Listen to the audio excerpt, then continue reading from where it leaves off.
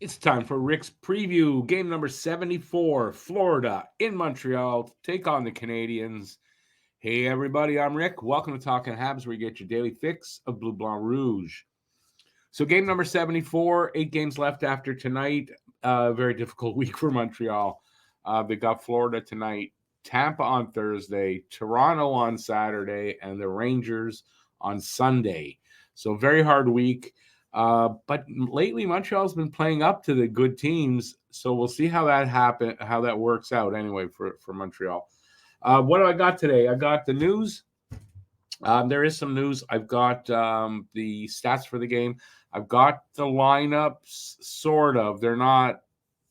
They weren't for release today, but basic lineups. And I have this here is the guess the score contest. Guess the score of the game, and the first goal scorer of the game. Be the first one in the chat or the comments in this case with that guess. Be from Canada. And you win the $10 prize directly into your bank account via Interac. Interac is the reason it's only available in Canada. Pity. All right. Caden Primo. Caden Primo is the Molson Cup winner for March. He went 3-1-1 with a 197 goals against and a 939 save percentage. If Primo can put up those kind of numbers, we're probably looking at a 1A, 1B situation again next year between Monty and Primo. I mean, if Primo can put up that kind of consistently, I don't. Do you hold him back? You know, Jacob Fowler, our goalie of the future. Jacob Fowler set a record in the NCAA. Jacob Fowler passes former Hab goalie Al Montoya with his 31st win, and now has most wins in NCAA history by a freshman goalie. It's his first season there. Jacob Fowler is the real deal. I don't have any doubt about that. Jacob Fowler is the real deal. He is an NHL starting goalie, and he's going to be a good one. He's doing all those things that you expect from a goalie, a top goalie, right? He's winning championships. He's winning goalie of the month. He's setting records in the NCAA. He seems like a great goalie of the future. The goalie that's here right now, Sam Montembeault, Monty, number 6 on the goals saved above expected leaderboard. So number 6, leading off, I'll just read the names. Hellebuck, Markstrom, Allmark, Demko, Luukkonen, and Monty, and then Binnington, Stolars, Dacord, and Swayman behind them. So that's the top 10. And goals expected above average. Yeah, say goals. No, the wrong one. Goals saved above expected. Darn, that's a different one. I'm not the biggest on metrics and those kind of things, so that's a good sign for anybody thinking Monty is garbage. I mean, really? I don't think so. Monty, I believe, should be starting tonight. I don't have that official, but I believe Monty will start tonight. We'll see Primo for the Lightning. We'll see Monty back again for the Maple Leafs. You know what? The Rangers are the number 1 team in the league. I don't know. We got them back to back, the Leafs and the Rangers, on the weekend. I don't know at that point what they're going to do. So we'll find out then. What else I got? Caden Gooley.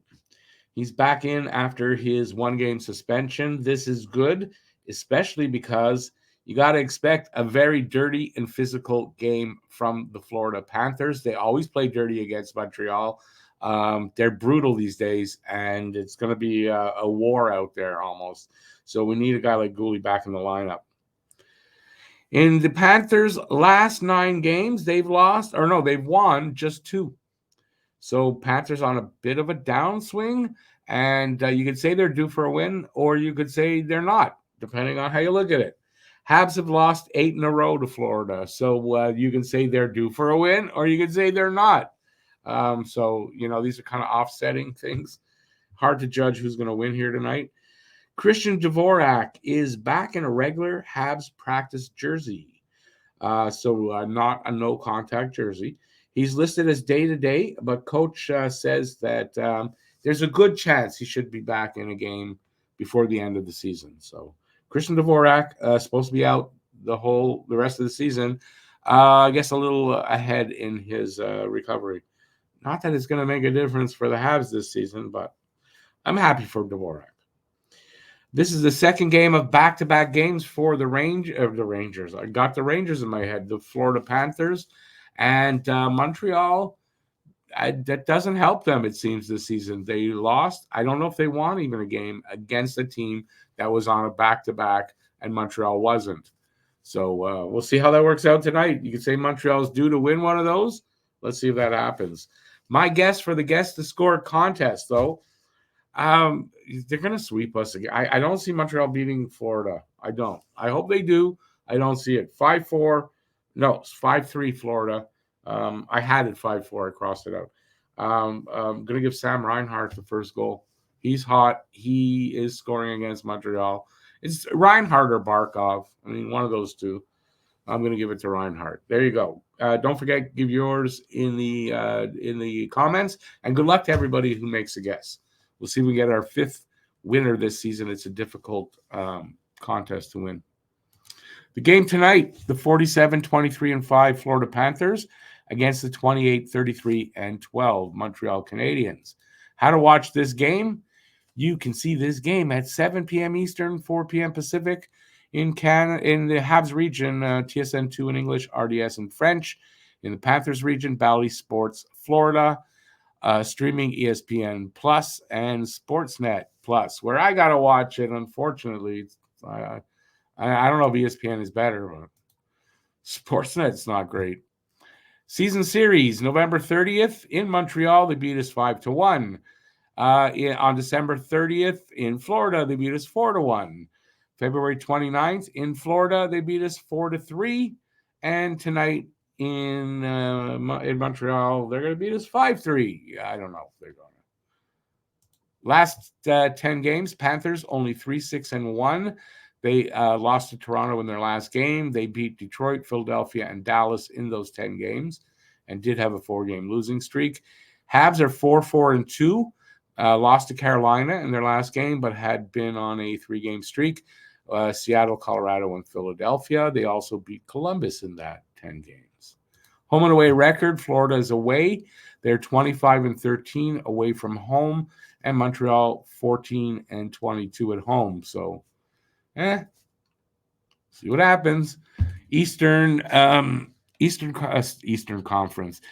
It is the Eastern Conference. It's the Atlantic standings. I'm having a difficult morning. I don't know why.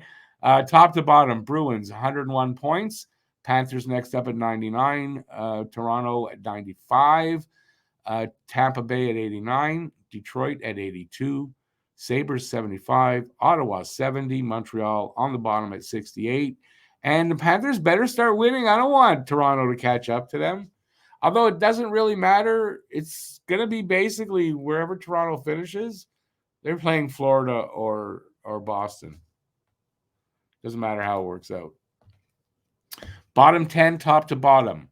Seattle Kraken, 75. Tied with Buffalo at 75. They have... well, now that's odd. What makes it? They've got a game in hand. I guess that's it because they've got less wins than Buffalo. Anyway, Calgary's next, 73. Ottawa with 70. Montreal with 68. And still there, 6 from the bottom.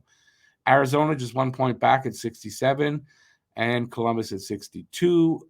Anaheim at 52. Chicago at 49. And San Jose at 42. They won a game. Look at that. It's been a while. It doesn't look like Montreal can drop farther than that 28th spot and be 5 from the bottom. Like last year, I doubt Columbus wins enough. There's not that many games left for them. Anyways, we'll see what happens. And Montreal has 2 games in hand. So, tail of the tape is next. Scoring chances for percentage, possession numbers, 44.7%, 29th for Montreal, 55% for the Panthers, 3rd. Goals per game, 2.68 for Montreal, 28th, and 3.20 for the Panthers, 13th. Goals against per game, 3.33, 25th for Montreal, 2.48 for the Panthers. They're second in the league in goals against. So Going to be difficult. Although they're giving up goals. They're giving up 3, 4, sometimes 5 goals a game in their last like 10 games. So maybe Montreal catches them on a bad night. Power play percentage, 17.6% for Montreal, 23rd, and 25.2% for the Panthers, 5th.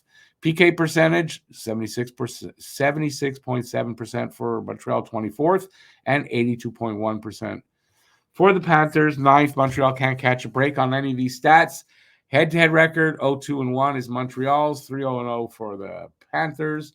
Face-offs, Panthers 51.2% and 12th coming into the game, 52.1% for Montreal, 8th.